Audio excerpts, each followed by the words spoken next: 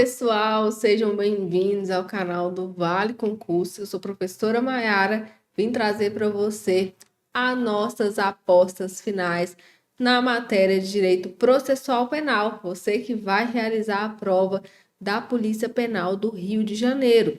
Eu sou policial penal no estado de Minas Gerais e eu convido a se inscrever no nosso canal, ativar as notificações, que é esse sino que está aqui logo abaixo, para que você seja avisado quando novos conteúdos forem disponibilizados. Nós vamos ter apostas finais aí, né, de várias matérias do seu edital, beleza? Bom, nossa prova está se aproximando, reta final, né? Então ainda não é hora de descansar, é hora de dar aquele sprint final, né? Aquele gás ali que você ainda tem, tá? Para que a gente possa fazer aí uma excelente prova, se Deus quiser. Eu separei aqui alguns temas que eu acredito que a COSEAC possa querer cobrá-los no dia da sua prova. Esse aqui é o conteúdo do nosso edital.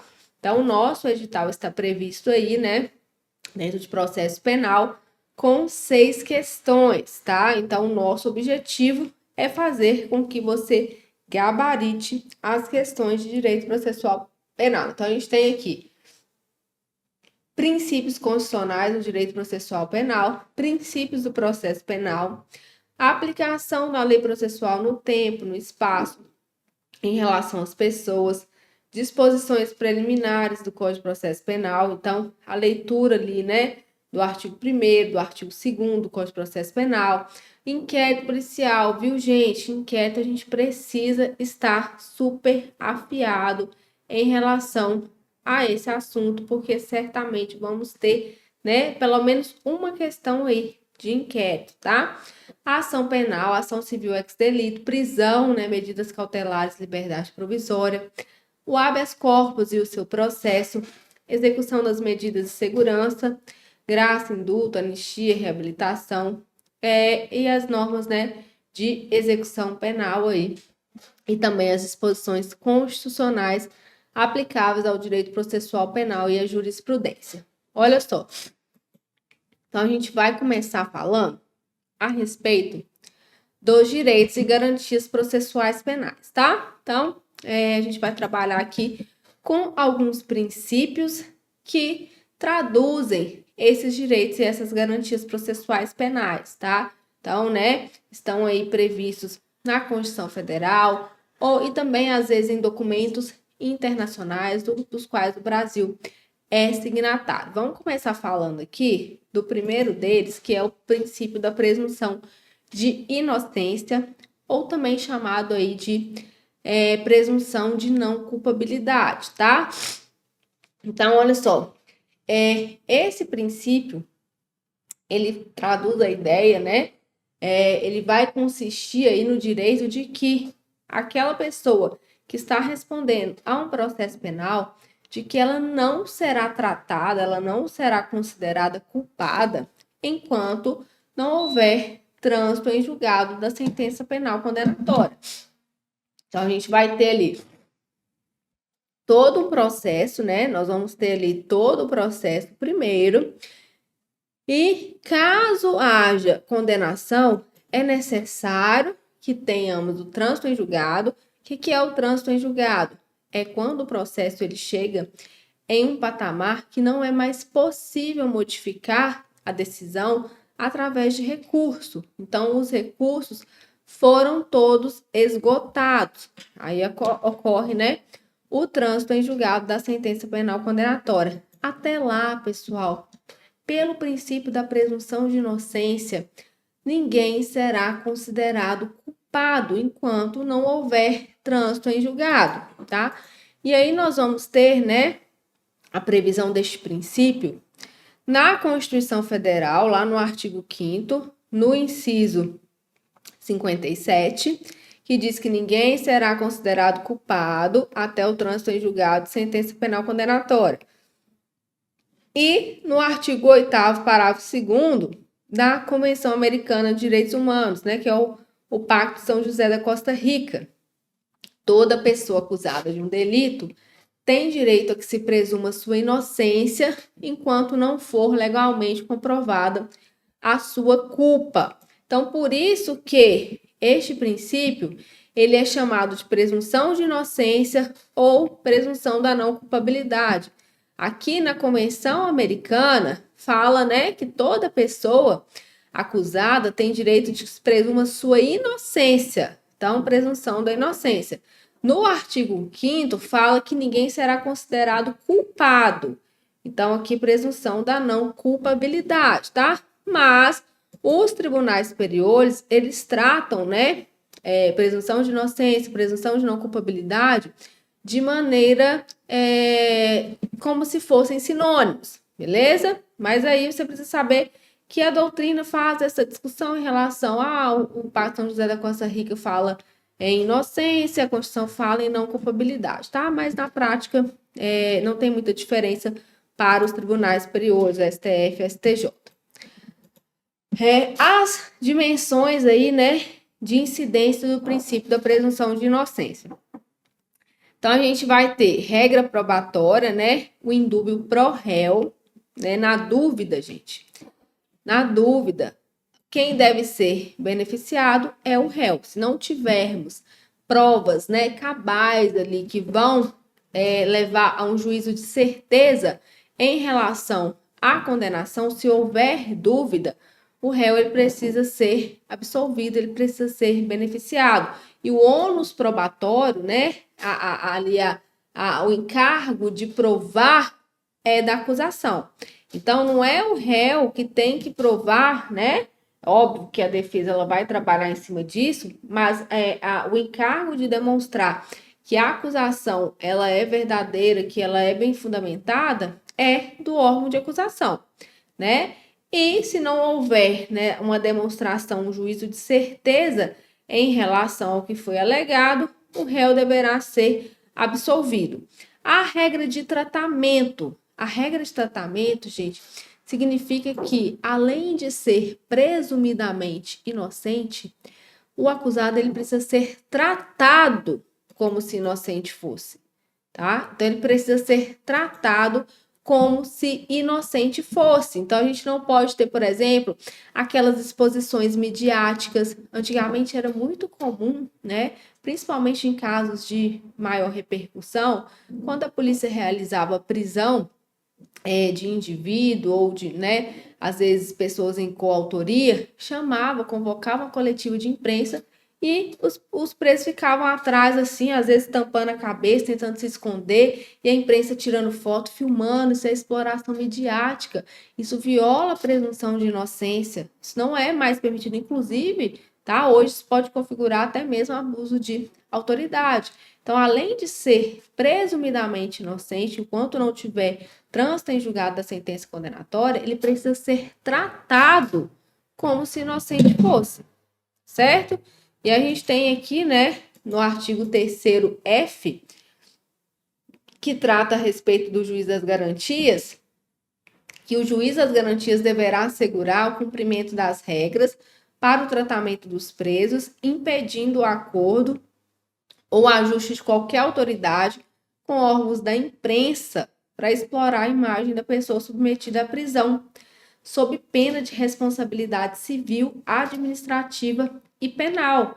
Então, não podemos ter o quê? Essa exploração midiática da imagem ali da pessoa presa, tá? Isso pode configurar, inclusive, crime de abuso de autoridade. Em relação à execução da pena, gente, é possível que alguém seja preso antes do trânsito em julgado da sentença condenatória?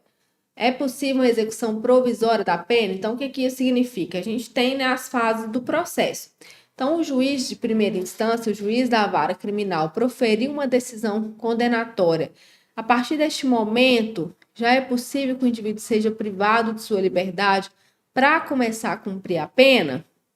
Ou é necessário aguardar ali a decisão dos recursos? Isso chegou até o STF, tá? Em relação à execução da pena antes do trânsito em julgado, que a gente viu que o trânsito em julgado, ele vai acontecer quando não for mais cabível recurso, né? Então Enquanto couber recurso, não ocorreu o trânsito em julgado ainda da sentença penal condenatória.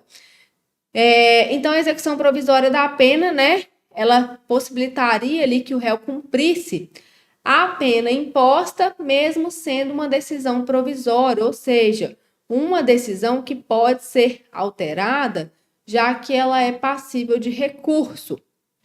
Isso chegou até o STF. O STF, né, ele analisou ali os argumentos, né, quem é contrário à execução provisória da pena, alega o quê? Que o princípio da presunção de inocência fala que ninguém vai ser considerado até o que? O trânsito em julgado. Então, se não houve o trânsito em julgado, não seria possível que alguém já começasse a cumprir uma pena que pode ser modificada, tá?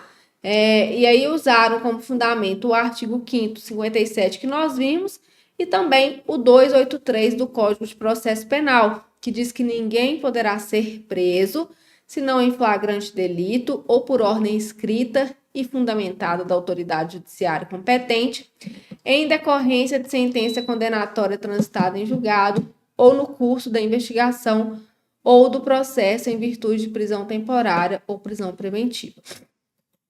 E o STF disse o seguinte, o que o STF decidiu? Pessoal, isso é assunto de prova, tá? Isso aqui é tema de prova, ó. O STF, ele entendeu, né? Ele decidiu que é proibida a chamada execução provisória da pena. Então, né, significa que se ainda não houve o trânsito em julgado, tá? Não é possível determinar que o réu inicie o cumprimento da pena. Então, o STF disse que é necessário aguardar que haja o esgotamento ali das esferas recursais para que o indivíduo ele possa iniciar a pena, tá? Então, olha só, ele fala aqui, né, que não é possível porque o 283 exige o trânsito em julgado, é constitucional, é compatível com a presunção de inocência. Isso não significa, pessoal, que a pessoa não possa ser presa, tá? Aqui nós estamos falando de uma execução provisória da pena, de uma decisão de juiz da primeira instância que pode ser revista através de recurso. Isso não significa que o indivíduo não possa ser preso, ele pode ser preso até mesmo antes, o quê? Durante ali a fase do processo, até mesmo antes de uma decisão condenatória, se os requisitos da prisão preventiva tiverem preenchidos, por exemplo, né? Então, às vezes, o indivíduo ele vai responder ao processo privado de liberdade. Por quê? Porque ele preenche os requisitos para que a sua prisão preventiva tenha sido decretada.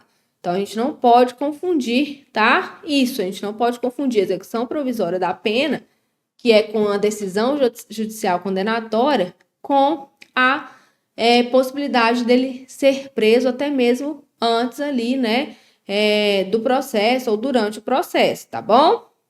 Então, para o STF, não é possível execução provisória da pena, porque isso violaria o princípio da presunção de inocência.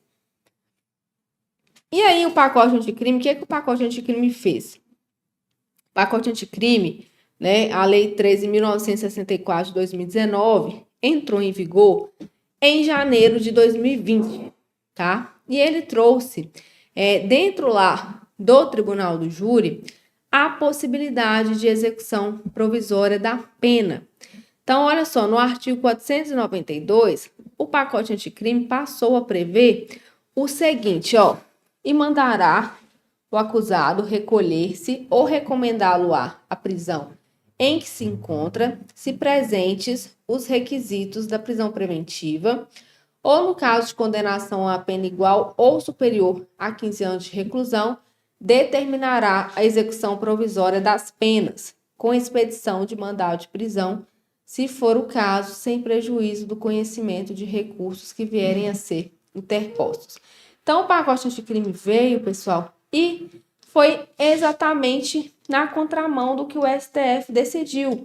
O STF decidiu que não seria possível mais, né, a execução provisória da pena, e o pacote anticrime veio e falou, olha, no caso de condenações lá do Tribunal do Júri, né, que são os crimes dolosos contra a vida, Se aquele indivíduo que está sendo processado, ele for condenado a uma pena privativa de liberdade igual ou superior a 15 anos de reclusão, ele pode ser imediatamente preso, se ele já não tiver preso, né, por prisão preventiva.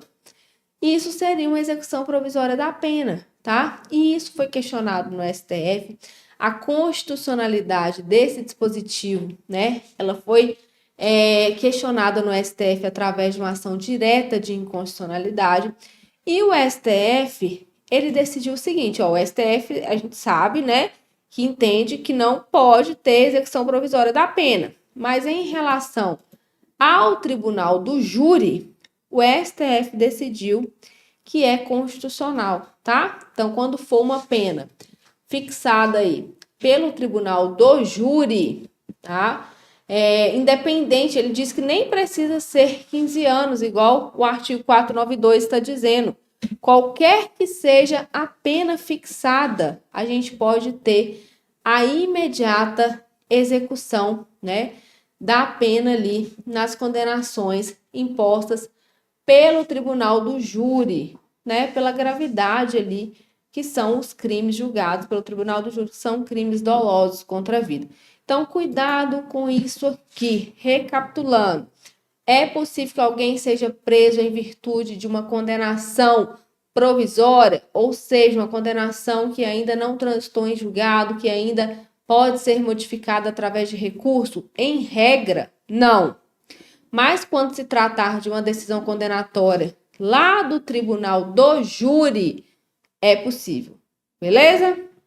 Então, né, levem isso para a prova, que tem muita chance de ser cobrado. Outra questão aqui relacionada à presunção de inocência ou presunção de não culpabilidade ligada, tá, a candidatos aí de concurso público, tá? A candidatos aí de concurso público.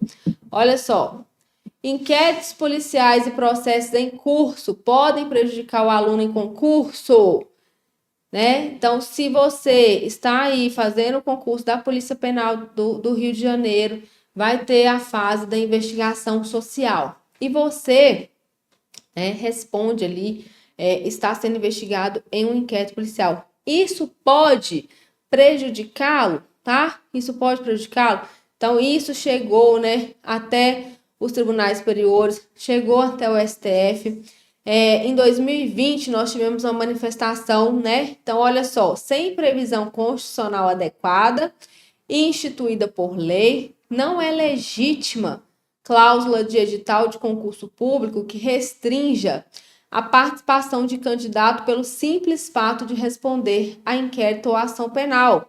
Então, aqui na visão do STF, né, a simples existência de inquérito ou processo penal em curso não autoriza eliminação de candidatos em concursos públicos. Então, o simples fato de responder, né, ao inquérito ou até mesmo a um processo penal, isso não vai possibilitar o quê? Eliminação do candidato. Por quê? Nós temos a presunção de inocência. O inquérito pode ser arquivado.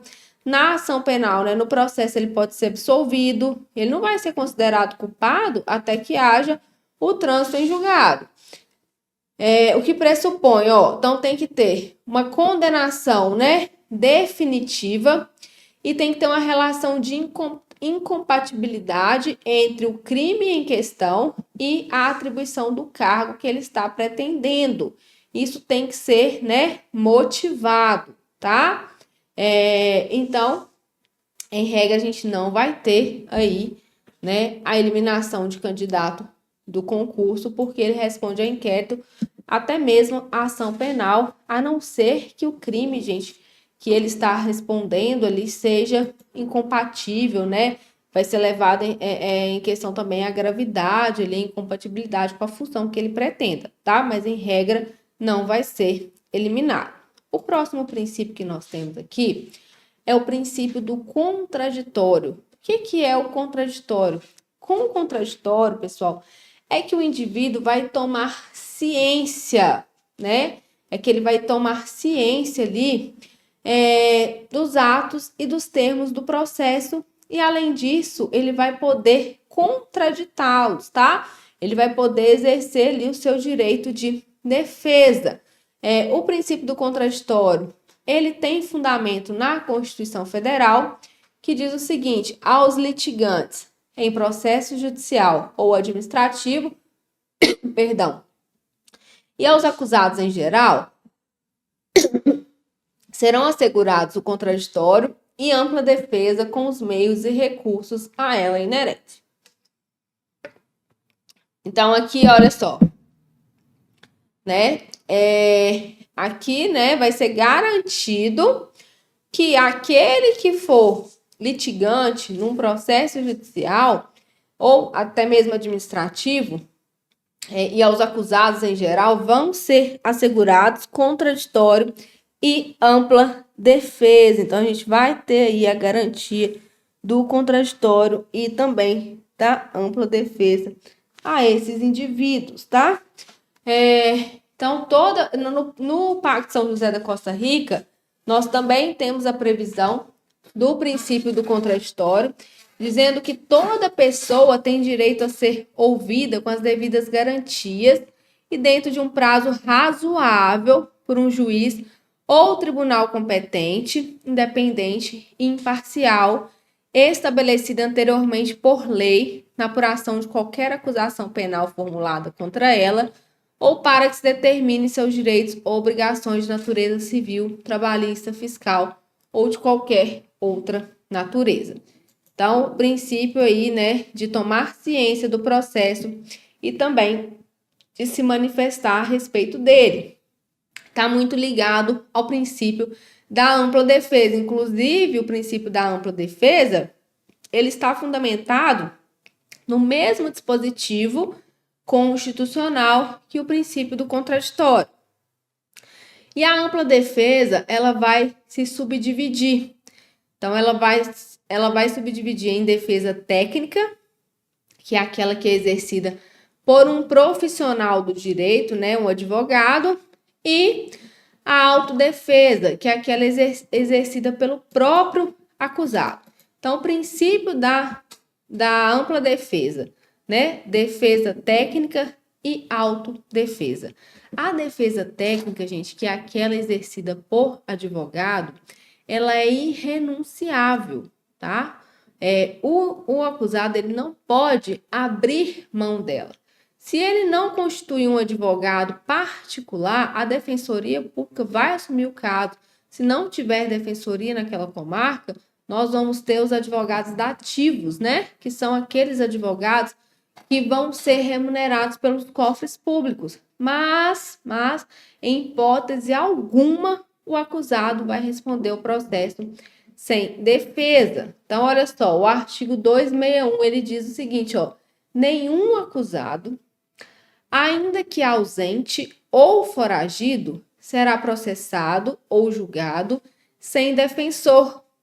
A defesa técnica, quando realizada por defensor público ou dativo, será sempre exercida através de manifestação fundamentada. O 263. Se o acusado não o tiver, ser-lhe-á nomeado defensor pelo juiz, ressalvado seu direito de, a todo tempo, nomear outro de sua confiança ou a si mesmo defender-se caso tenha habilitação. Então, a defesa técnica, ela é irrenunciável e o acusado não poderá abrir mão dela, tá? Agora, diferente do que ocorre com a autodefesa, que é o direito, né, do acusado defender-se a si mesmo. Essa ele pode abrir mão, tá? Então, a autodefesa, ela vai, né, se desdobrar em direito de audiência, direito de presença e capacidade postulatória autônoma. O direito de audiência é o direito que ele tem, né, de ter ali uma audiência em que vai ser possibilitado que ele se defenda. O direito de presença, de estar presente em todos os atos do processo e poder apresentar a sua versão acerca dos fatos.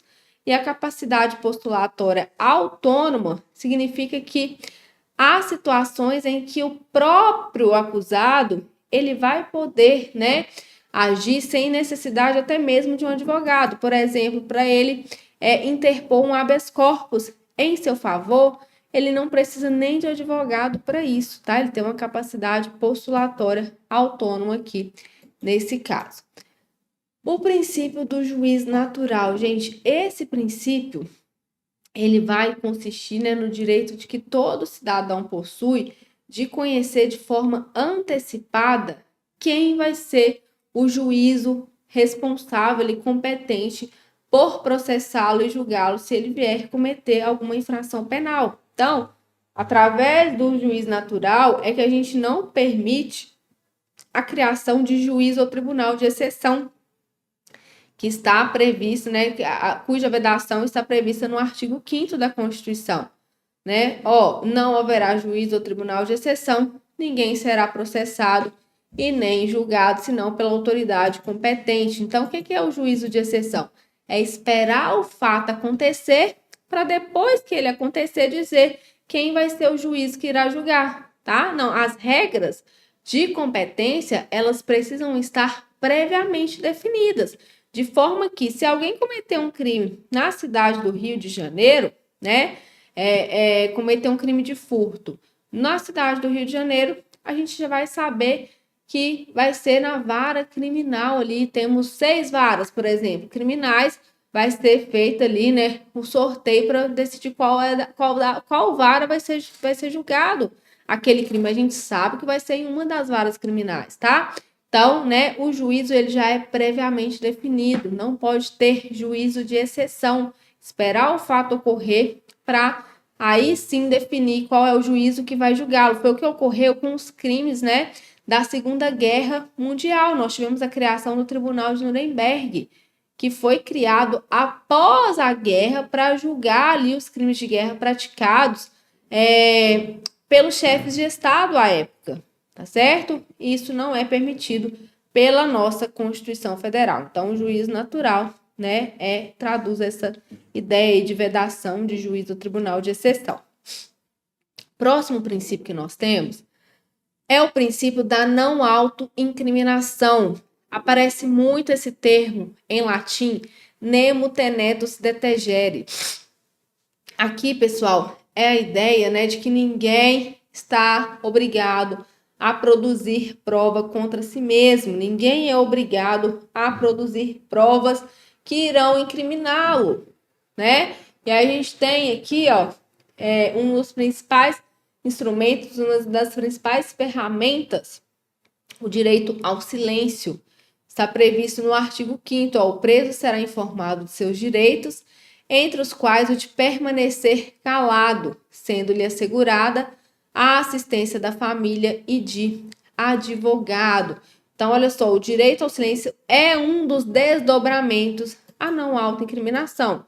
E a gente tem, né, vários desdobramentos à não autoincriminação. O direito ao silêncio é um deles, muito importante, muito cobrado em prova, né, o direito de permanecer calado. E esse silêncio não pode ser interpretado em desfavor daquele que optou por não responder. Essa parte final do artigo 198, que diz mais poderá constituir elemento para a formação do convencimento do juiz, não foi recepcionada pela Constituição Federal. Então, o nosso Código de Processo Penal, ele é muito antigo, ele é de 1941. A gente tem muita letra de lei morta lá, que não foi recepcionada pela Constituição, porque o Código é de 41, a Constituição veio em 88. E aí, aquilo que for, né, que colidir com a Constituição, fica revogado tacitamente, mas permanece com a redação lá no Código, tá? E aí, fazem reformas, mas não retiram esses dispositivos, né? Então, essa parte final aqui do 198, falando que o juiz pode, que o silêncio pode constituir elemento para a formação do convencimento do juiz, não foi recepcionado. Por quê? Porque o direito ao silêncio, gente, ele não pode ser interpretado para prejudicar, tá? Aquele que decidiu ficar em silêncio, beleza? O próximo princípio que nós temos aqui é o princípio da inadmissibilidade das provas ilícitas. Então, ó, são inadmissíveis no processo as provas obtidas por meios ilícitos. Então, não serão permitidas o quê? Provas que forem obtidas com violação a normas constitucionais ou legais. Elas devem ser desentranhadas do processo. Então, aquela prova que foi obtida mediante tortura, aquela prova que foi obtida mediante violação de domicílio, serão consideradas provas ilícitas e elas não servirão de base, né, de fundamentação para uma sentença penal condenatória. E acontece muito, viu, gente? Principalmente em relação ao domicílio, de às vezes, né, considerar ali os tribunais superiores considerarem que no fato, na ocasião, houve violação de domicílio e ainda que haja apreensão de droga, de armas, não poderem ser utilizadas para uma sentença penal condenatória, tá? Porque as provas ilícitas precisam ser desentranhadas do processo. Elas não podem ser utilizadas. Agora, falando um pouco aqui a respeito de investigação e ação penal, tá? O que acontece? Nós temos a persecução penal, que é formada pela primeira fase, que é a investigação, e pela segunda fase, que é o processo, tá? Então, a gente tem aqui a investigação e suas formas, né? O inquérito, ele não é o único instrumento investigatório. Nós temos vários outros, né? Então, ó, o artigo 4º do Código de Processo Penal fala o seguinte: a Polícia Judiciária será exercida pelas autoridades policiais no território de suas respectivas circunscrições. Atenção com esse termo aqui, porque vira e mexe eles mudam aqui, colocam atribuições, tá? Então, tem que tomar cuidado para não errar na hora da prova. E terá por fim a apuração das infrações penais e da sua autoria. Parágrafo único. A competência definida neste artigo não excluirá as autoridades administrativas a quem, por lei, seja cometida a mesma função.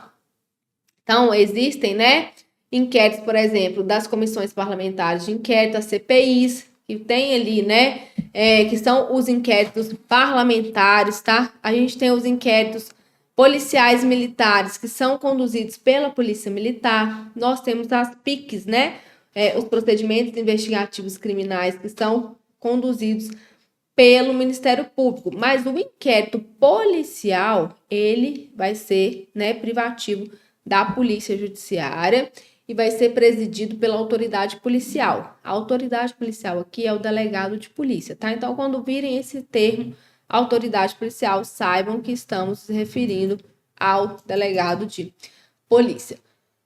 O inquérito, gente, o conceito de inquérito policial, tá? O inquérito, ele é um quê? Um procedimento administrativo, inquisitório e preparatório.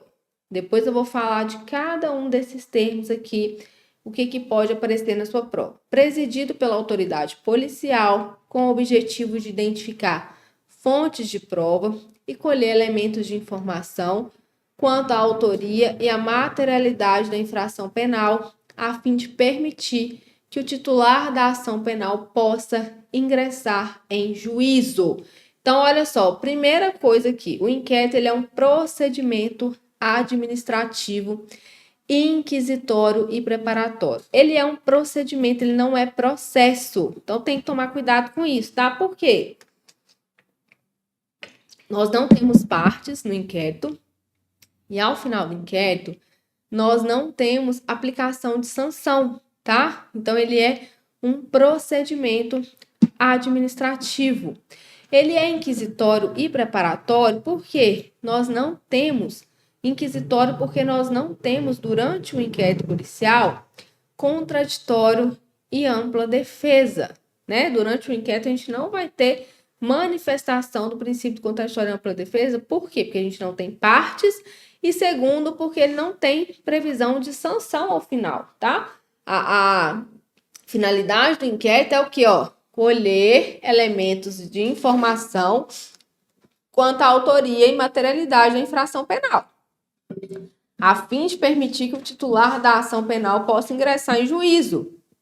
Então, a gente não tem, né, possibilidade aqui de aplicação de sanção. Então, olha só, ele vai ser presidido pelo delegado de polícia, né, pela autoridade policial, e o objetivo dele é identificar fontes de prova, tá bom? Passando aqui para a natureza jurídica do inquérito. Então, cuidado aqui, né, que isso é muito cobrado, gente. Às vezes, na hora da prova, você lê de forma rápida e vê lá inquérito é processo administrativo e marca que está certo.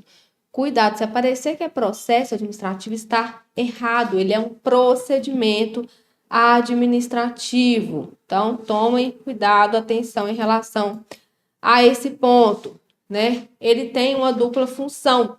Uma função que vai ser preparatória, já que ele vai fornecer elementos de informação aí para que o titular na ação penal ingresse em juízo. E ele tem uma função preservadora. Essa função preservadora é o que? Evitar ações penais temerárias, ou seja, aquelas ações penais em que não há o que? Uma fundamentação, uma justa causa para iniciar. Às vezes, gente, com o inquérito, chega-se à conclusão de que não houve infração penal, ou de que não foi, né, aquele investigado o autor, nega-se a autoria, tá? Então, por isso que a gente fala nessa função preservadora, não só uma função preparatória, né, de possibilitar que o titular da ação penal ingresse em juízo, mas também essa função de preservar ali, né, resguardar a liberdade do inocente e também evitar custos desnecessários para o Estado. Então, o inquérito ele vai possuir 3 finalidades. Primeiro, identificar as fontes de prova. Segundo, né, colher os elementos informativos. Durante o inquérito, pessoal, a gente não fala em provas, a gente não colhe provas durante o inquérito, porque as provas, elas são feitas na fase judicial, porque sobre as provas nós temos que ter contraditório e ampla defesa. E como no inquérito a gente não tem contraditório e ampla defesa, a gente não fala em provas, a gente fala em elementos de informação ou elementos informativos. Inibir a instauração de um processo penal temerário. A distinção, né, entre os elementos informativos e as provas, porque a prova vai ser tudo aquilo que for feito em contraditório judicial, e os elementos informativos são aqueles colhidos durante o inquérito, já que no inquérito nós não temos previsão aí de contraditório e nem de ampla defesa. Olha só, o juiz, né, o artigo 155 do CPP, ele fala: o juiz formará sua convicção pela livre apreciação da prova produzida em contraditório judicial, não podendo fundamentar sua decisão exclusivamente nos elementos informativos colhidos na investigação, ressalvadas as provas cautelares não repetíveis e antecipadas. O que isso significa, gente? Olha só, o juiz, quando ele vai condenar, ele não pode fundamentar a sua condenação única e exclusivamente com base no inquérito policial, tá? Por quê? Lembra que durante o inquérito a gente não tem contraditório nem ampla defesa? Por isso, ele pode se utilizar do inquérito também para poder ali incrementar, encorpar sua fundamentação? Pode. O que ele não pode fazer é utilizar exclusivamente do inquérito para fundamentar sua decisão. Só que aí nós temos uma ressalva em relação ao quê? As provas cautelares, as provas não repetíveis e as provas antecipadas. As provas cautelares são aquelas, pessoal, que são produzidas de maneira, né, urgente, porque há um risco de a gente não conseguir, né, produzir a prova. Exemplo, interceptação telefônica, tá? A interceptação telefônica, ela é uma prova cautelar. Então, ainda que ela tenha sido feita durante o inquérito policial, ela pode servir para condenar. Ela pode servir para condenar, por quê? Porque o contraditório sobre ela vai ser feito na fase judicial. As não repetíveis são aquelas que, uma vez coletadas, não tem como repetir, não tem como colher novamente. Exame de corpo de delito, né? O exame de corpo de delito ali de alguém que foi agredido. Os vestígios, eles desaparecem. Uma vez realizado, não tem como fazer novamente porque os vestígios vão sumir, tá? Então, são chamados de prova não repetível. E a prova antecipada é aquela que é feita em um momento processual distinto do que anteriormente, né, era previsto. Então, o oitivo de testemunha que ia ser realizado lá na fase judicial, mas a testemunha, ela está ali com problemas de saúde, pode ser que quando chegar à fase judicial, ela já tenha morrido, porque ela está com a doença terminal, tá? Então, seria isso, beleza? Então, com base nessas aqui, cautelares não repetíveis antecipadas, ainda que tenham sido produzidos durante o inquérito, o juiz pode fundamentar sua decisão. Essas provas, pessoal, cautelares, não repetíveis e antecipadas, são chamadas de elementos migratórios do inquérito, tá? São chamados de elementos migratórios do inquérito. Então, agora a gente vai falar um pouquinho sobre as características do inquérito, tá? Então, falando aqui rapidamente, né? É um procedimento escrito, características é uma coisa que cai bastante, viu, pessoal? Então, ó, é um procedimento escrito. O artigo 9º, ele fala: todas as peças do inquérito policial serão num só processado, reduzidas a escrito, ou datilografadas, e nesse caso, rubricadas pela autoridade. Então, o código, né, com a redação bastante antiga, como eu disse, ele é de 41, fala até em datilografia, né? Óbvio que com os avanços tecnológicos que a gente tem hoje, podem ser feitas aí gravações audiovisuais, né? Inclusive quando for ser ouvido o investigado, quando forem ser ouvidas as testemunhas, tá? Então, a gente tem esse artigo 405, parágrafo 1º do Código Penal, do Código de Processo Penal, que diz que, sempre que possível, o registro dos depoimentos do investigado, indiciado, ofendido e testemunhas será feito pelos meios ou recursos de gravação magnética, estonotipia digital ou técnica similar, inclusive audiovisual, destinada a obter maior fidelidade das informações.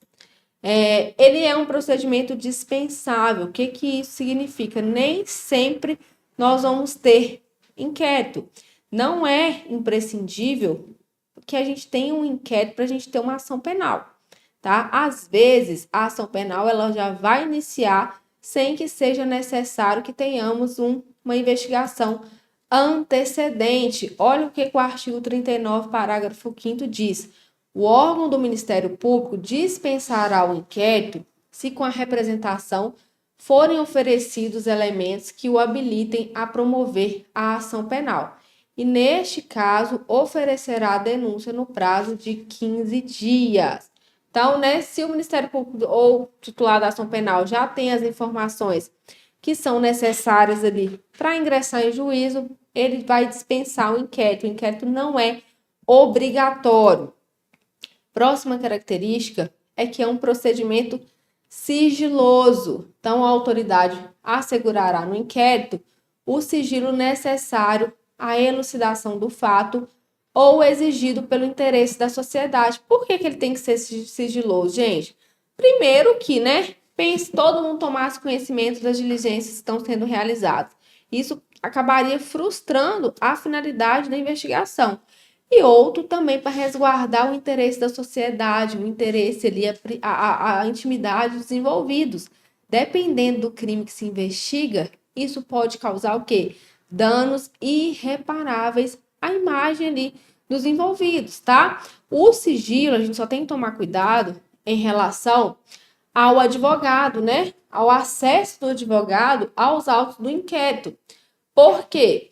A súmula vinculante 14, ela diz o seguinte: é direito do defensor, no interesse do representado, ter acesso amplo aos elementos de prova, né? Elementos de informação que a gente viu que prova não é durante o inquérito, que não tem contraditório nem ampla defesa, que já documentados em procedimento investigatório, realizado por órgão com competência, né? Atribuição de polícia judiciária, digam respeito ao exercício do direito de defesa. Então, a súmula vinculante 14, ela permite o acesso do advogado ao que já está documentado, né? O que estiver em andamento, ele não vai ter acesso.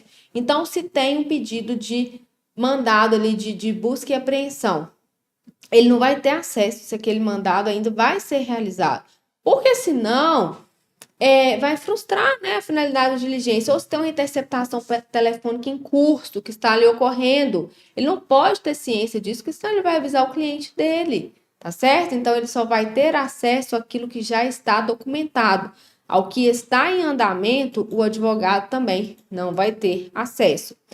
É um procedimento inquisitivo, ou também chamado de inquisitório. O que isso significa?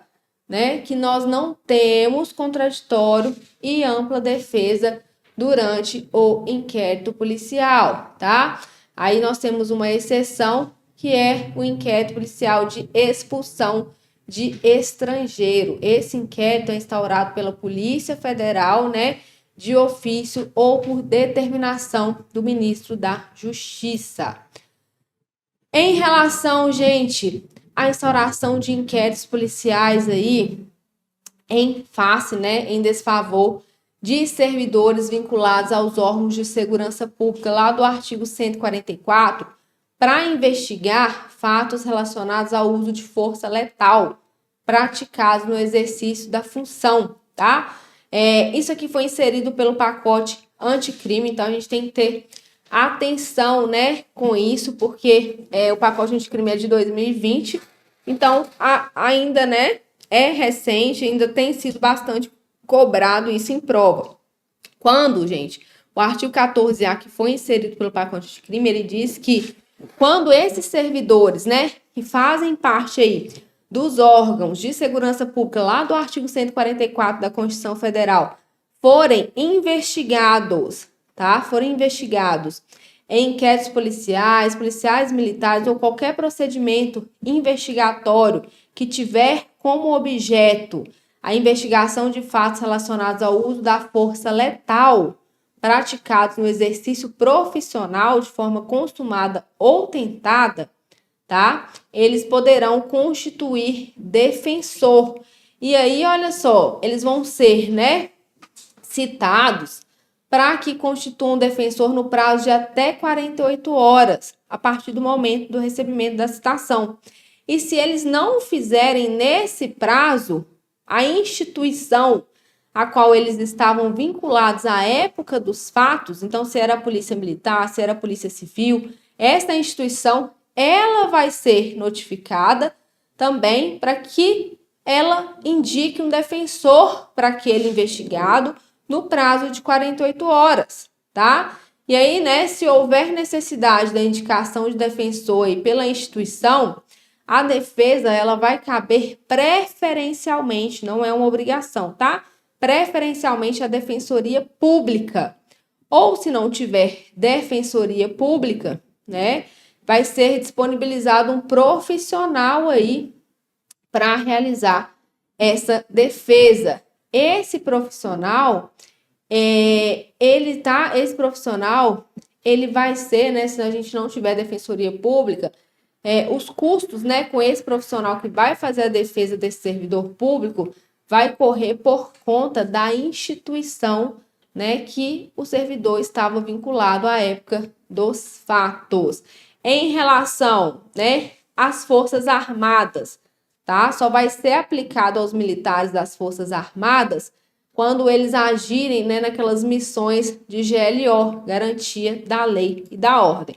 Então, esse artigo 14A, ele é recente. Vamos lembrar, né, quando servidores, né, que estão vinculados aos órgãos de segurança pública forem investigados por uso de força letal no exercício da função, seja de forma tentada ou consumada, inclusive nos casos que configurarem excludentes de licitude, tá? Legítima defesa, exercício cumprimento de dever legal, estado de necessidade, exercício regulado de direito, eles serão citados para que em 48 horas eles apresentem o advogado. Se não apresentarem, a instituição que eles estavam vinculados à época dos fatos deverá fazê-lo e preferencialmente caberá a defensoria pública. Só que a gente não tem defensoria pública em todas as comarcas.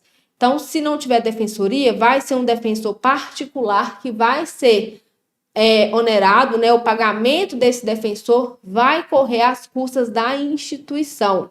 E quando disser respeito aos militares das Forças Armadas, para eles isso só vai ser aplicável quando eles estiverem atuando, né, ou tiverem atuado em missões de garantia da lei e da ordem. Bacana? Para a gente finalizar aqui, o inquérito ele é um procedimento que discricionário, tá?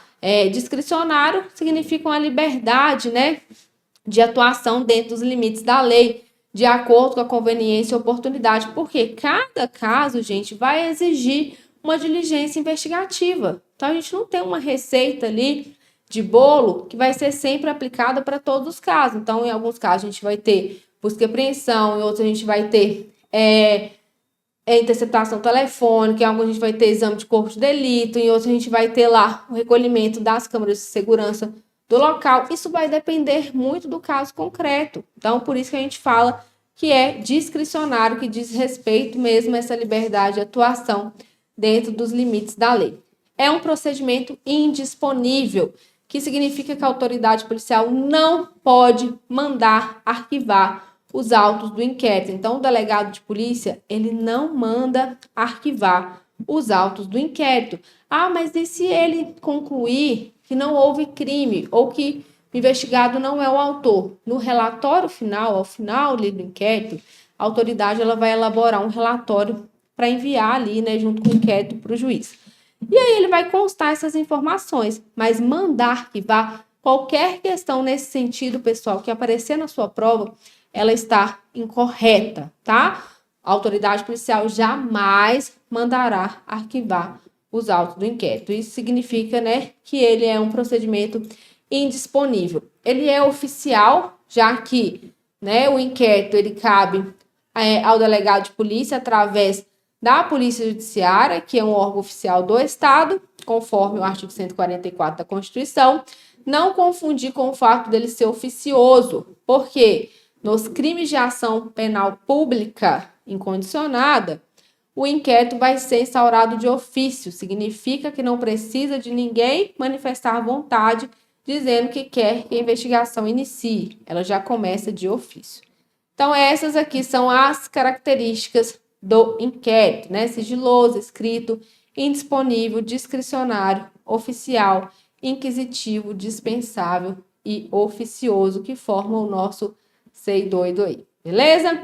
Bom, pessoal, então é isso, né? As apostas para a sua prova da Polícia Penal do Rio de Janeiro, tá? Eu espero que você faça uma excelente prova. Deixe o seu like, seu comentário no vídeo. A gente também vai ter apostas finais aí de direito administrativo. Então, se você ainda não assistiu, procure no canal, tá? Para assistir. Temos também, né, das outras matérias do conteúdo programático do seu edital. Por isso, você não pode deixar de se inscrever no canal. Excelente prova a todos. Eu aguardo aí, né, o feedback positivo de vocês. Tchau, tchau, pessoal. Boa sorte.